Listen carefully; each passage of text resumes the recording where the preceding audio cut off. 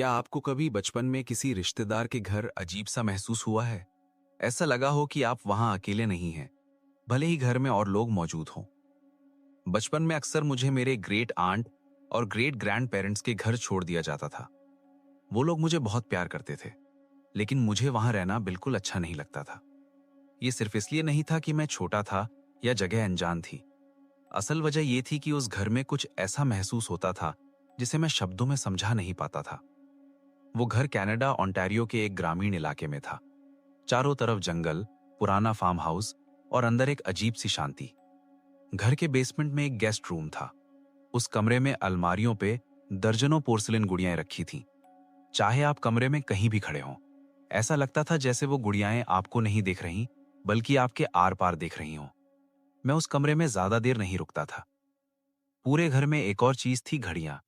हर कमरे में 2 या 3 घड़ियां लगी थीं। उनमें से कई ठीक से चलती भी नहीं थी। रात के किसी भी वक्त अचानक कोई घड़ी बज उठती और फिर बरामदे में लगे विंड चाइम्स हिलने लगते। और जब ये सारी आवाजें अचानक बंद हो जाती तो ऐसा लगता जैसे किसी को जगा दिया गया हो, जैसे किसी को पता चल गया हो कि मैं जाग रहा हूं। हर बार मेरे अंदर से एक ही एहसास आता, पीछे मत देखना, बस उठो, सीधे सीढ़ियों तक जाओ और बिना पीछे देखे अपने कमरे में चले जाओ। उस वक्त मुझे लगता था शायद ये बस बचपन का डर है। सालों बाद मेरे दादा का निधन हो गया। वो एक सैनिक थे और सच में बहुत अच्छे इंसान थे। उनके जाने के बाद मैं उस घर में फिर से ज्यादा जाने लगा, और जो एहसास बचपन में था वो खत्म नहीं हुआ था। कुछ समय बाद घर के लिए एक हाउसकीपर रखी गई, एक युवा महिला जिसका हमारे परिवार से कोई रिश्ता नहीं था। एक दिन जब घर पूरी तरह खाली था, वो सफाई कर रही थी। अचानक उसने देखा कि जंगल की झाड़ियों से एक बुजुर्ग आदमी घर की तरफ आ रहा है। वो चल नहीं रहा था, उसकी नजर घर की तरफ थी। उसकी चाल सामान्य नहीं थी, बस बिना आवाज के आगे बढ़ रहा था। उसके चेहरे पे हल्की सी मुस्कान थी और उस पल उसे सब कुछ सामान्य लगा। कुछ सेकंड बाद उसे एहसास हुआ कि घर के अंदर कोई नहीं है। वो घबरा गई। उसे लगा शायद कोई रास्ता भटक गया है। उसने पूरे घर में आवाज लगाई, हर कमरे को देखा, लेकिन घर पूरी तरह खाली था। जब हम लोग वापस पहुंचे, वो महिला बाहर बरामदे में बैठी थी, डरी हुई। उसने वही एहसास बताया जो मुझे बचपन में होता था, जैसे किसी ताकत ने उसे घर से बाहर निकलने पर मजबूर कर दिया हो। उसने उस आदमी का हुलिया बताया।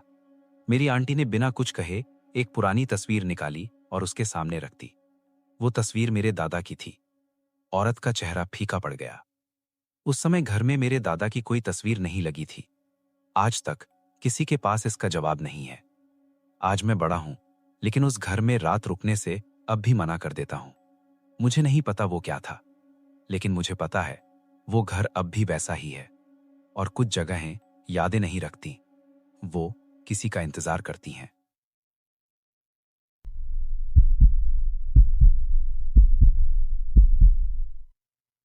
मेरे पास पहले एक पिटबुल था।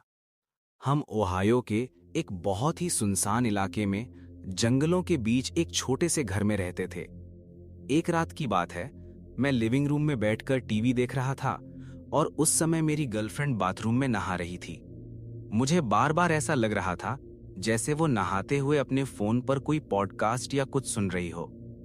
तभी मैंने देखा कि मेरे पिटबुल के कान अचानक खड़े हो गए और वो डाइनिंग रूम की खिड़की की तरफ घूरने लगा। मैंने टीवी बंद कर दिया और तभी मुझे एक औरत की आवाज सुनाई दी जो कुछ ऐसा कह रही थी, तू कितनी बेवकूफ है। आवाज में गुस्सा था और वो रोने जैसी लग रही थी। कुत्ता तुरंत गुर्राने लगा। वो खड़ा हो गया और उसके शरीर के सारे बाल खड़े हो गए। वो सीधा उसी खिड़की की तरफ देख रहा था। मैं उठकर खिड़की की तरफ बढ़ा। जब बाथरूम के पास से गुजरा तो वहां सिर्फ शावर की आवाज आ रही थी। जैसे ही मैं डाइनिंग रूम में पहुंचा, वो आवाज अचानक बंद हो गई। बाहर बहुत अंधेरा था और अंदर रोशनी ज्यादा, इसलिए खिड़की से कुछ भी साफ दिखाई नहीं दे रहा था। मैंने लाइट बंद की, फिर भी बाहर कुछ नजर नहीं आया। आखिरकार मैंने अपनी एक बंदूक और टॉर्च उठाई और बाहर गया, लेकिन बाहर किसी के होने का कोई निशान नहीं था। मैंने सारे दरवाजे और खिड़कियां चेक की, सब कुछ लॉक था। फिर हम सोने चले गए।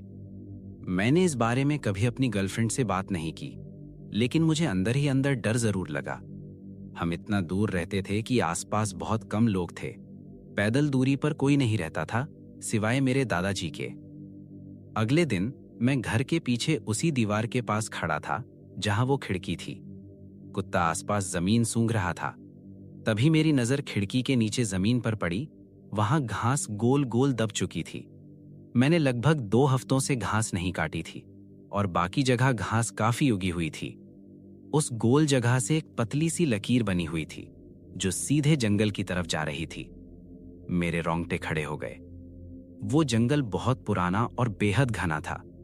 बचपन में भी वो मुझे अजीब लगता था, हालांकि मैं कभी समझ नहीं पाया क्यों। और जिस दिशा में वो निशान जा रहे थे वो सड़क से बिल्कुल उल्टी तरफ था। उस ओर कई मील तक कुछ नहीं था, सिर्फ घना जंगल। काफी समय बाद एक रात करीब 2 बजे मैं अपने लगभग 500 फीट लंबे ड्राइववे के बीच खड़ा था। कुत्ता जमीन सूंघ रहा था। हमारा बच्चा अभी अभी पैदा हुआ था और मेरी नींद पूरी तरह बिगड़ चुकी थी। मैंने सोचा थोड़ी रात की हवा ले लूं, एक सिगरेट पी लूं और देख लूं कि कुत्ते को बाहर जाना है या नहीं। तभी मैंने देखा कि वो अचानक बिल्कुल रुक गया। उसका एक पंजा हवा में उठा हुआ था, कान खड़े थे और वो जंगल की तरफ देख रहा था। मैंने भी उसी दिशा में देखा, लेकिन कुछ दिखाई नहीं दिया। मेरे पास ना फोन था ना टॉर्च। चांदनी भी बहुत हल्की थी। जैसे ही मैंने कहना शुरू किया, क्या हुआ दोस्त, उसने एक बार जोर से भौंका और तभी जंगल के अंदर से मेरी जिंदगी की सबसे डरावनी आवाज सुनाई दी। ऐसा लगा जैसे कोई बहुत बड़ा 4 पैरों वाला जीव जो लोहे के टुकड़ों से बना हो, अचानक जंगल में दौड़ पड़ा हो। हर कदम पर धातु के टकराने जैसी आवाज आ रही थी और मोटी मोटी डालियां किसी भारी वजन के नीचे टूट रही थीं। वो आवाज बहुत दूर तक जाती हुई सुनाई देती रही। मैं और कुत्ता दोनों बुरी तरह डर गए और जान बचाकर घर की तरफ भागे। अगले दिन जब मैंने ये सब अपनी गर्लफ्रेंड को बताया तो मुझे पूरा यकीन है कि उसे लगा मैं पागल हो गया हूं। लेकिन अभी भी अंधेरे कमरे में बैठकर ये सब लिखते हुए मेरे रोंगटे खड़े हो जाते हैं। मैं अब वहां नहीं रहता, लेकिन मैंने अपनी जिंदगी के कई साल वहीं बिताए। बचपन में भी जब भी मौका मिलता मैं अपने दादा दादी के पास वहीं रहता था। फिर जब मैं बड़ा हुआ, परिवार बसाया, तब भी वहीं रहा। बचपन में भी कुछ और अजीब घटनाएं हुई थीं, लेकिन ये आखिरी 2 घटनाएं अलग थीं। उस समय मैं पूरी तरह बड़ा हो चुका था और मुझे पता है कि ये सिर्फ बचपन की कल्पना नहीं थी।